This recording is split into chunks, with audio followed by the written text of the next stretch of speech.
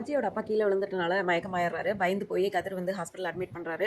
So அங்கே வந்து treatment நடக்குது. அப்போ டாக்டர் கேட்குறாங்க, இதுக்கு முன்னாடி ஏதாவது பிரச்சனை இருக்கா அவர் உடம்புல அப்படின்னு சொல்லி கேட்குறப்ப, ஆமாம் இந்த மாதிரி நாங்கள் கேன்சர் ஆப்ரேஷன் பண்ணியிருக்கு. இது என் வீட்டில் யாருக்குமே தெரியாது. நீங்கள் வீட்டில் சொல்லிடாதீங்க டாக்டர். எனக்கும் மாமாவுக்கு மட்டும்தான் தெரியும். மாமா கூட யார்ட்டையும் சொல்லக்கூடாதுன்னு அவர் சொல்லியிருக்காரு அப்படின்னா டாக்டர் சொல்கிறாங்க, இதெல்லாம் ரொம்ப பெரிய தப்பு, சொல்லியே ஆகணும் அப்படின்னு சொல்லி சொல்லிட்டு இருக்காரு. அதே டைமில் அங்கே போய் கதிரி இது ராஜியோட சித்தப்பா பையன் வந்து போய் தப்பு தப்பாக சொல்லி ஏதோ 2 பேரும் சண்டை போட்டு கீழே தள்ளி விட்டது ராஜியோட அண்ணன். ஆனால் வந்து இங்கே வந்து கதிர் தள்ளி விட்டதா சொல்லிடுறாரு. ஸோ எல்லாமே ஃபேமிலியை பயங்கர கோவமாக கிளம்பி ஹாஸ்பிட்டல் போகிறாங்க. இப்போ ராஜி கேட்குறாங்க, என்ன ஆச்சு அப்பதா அப்படிங்கிறப்ப, இந்த மாதிரி அவங்க அப்பாவுக்கு ஏதோ உடம்பு சரியில்லையம்மா அப்படின்னு சொல்லிட்டு போகிறாங்க. ஸோ இன்னொரு சைடு பார்த்தீங்க அப்படின்னா ஹாஸ்பிட்டலில் ட்ரீட்மெண்ட் போயிட்டுருக்கு. இவங்களும் போயிட்டாங்க.